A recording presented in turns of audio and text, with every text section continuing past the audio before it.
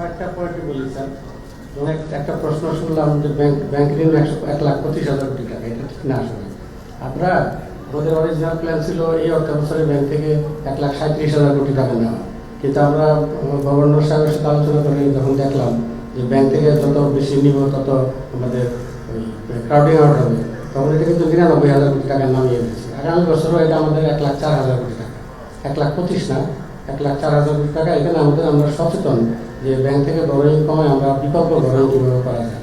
যেমন আমরা সুকুক বন্ড ব্যাপকভাবে যাচ্ছে এবং বর্তমানে এটার ডিমান্ড অনেক বেশি। আমরা এইভাবে নন ব্যাংক যে খাতগুলো সেগুলোকে এক্সপ্লোর করার চেষ্টা করছি।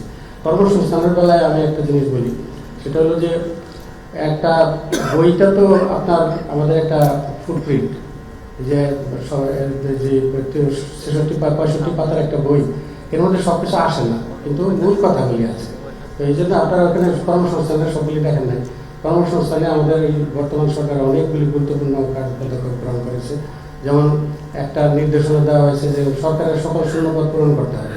আপনারা ইদানিং দেখবেন যে বিভিন্ন মন্ত্রণালয়ের নিয়োগ বিজ্ঞপ্তি ব্যাপকভাবে বেড়ে গেছে। এটার উদ্দেশ্য হল যে আমরা এই খুব দ্রুত যেন সব শূন্যপদ পূরণ করতে পারি। স্পেশাল বিসিএস এর ব্যবস্থা করা হচ্ছে।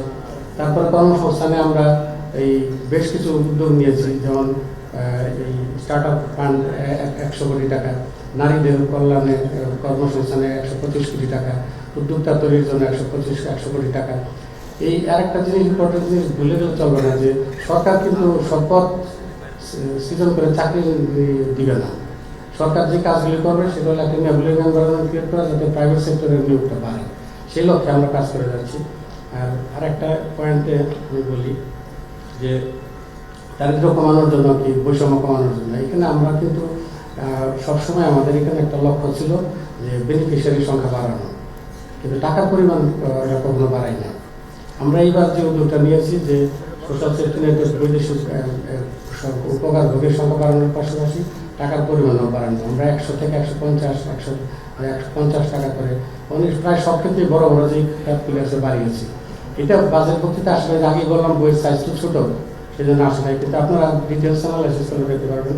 আরেকটা হলো যে ইনফ্লেশনের ইম্প্যাক্ট কমানোর জন্য আমরা কিন্তু একটা বড় উদ্যোগ নিয়েছি। সেটা হলো যে আমাদের যে বিভিন্ন ওই টিসিবির মাধ্যমে যে বিক্রি হয়, ওএমএস এর মাধ্যমে আমরা 5 মাস ছিল, এটা 6 মাস করেছি। ইনফ্যাক্ট খাদ্য মন্ত্রণালয়ের ওএমএস সারা বছরই চলে, বিডব্লিউডি প্রোগ্রাম। তো এইভাবে আমরা চেষ্টা করে যাচ্ছি আমাদের বৈষম্য দূরীকরণের জন্য। Thank you.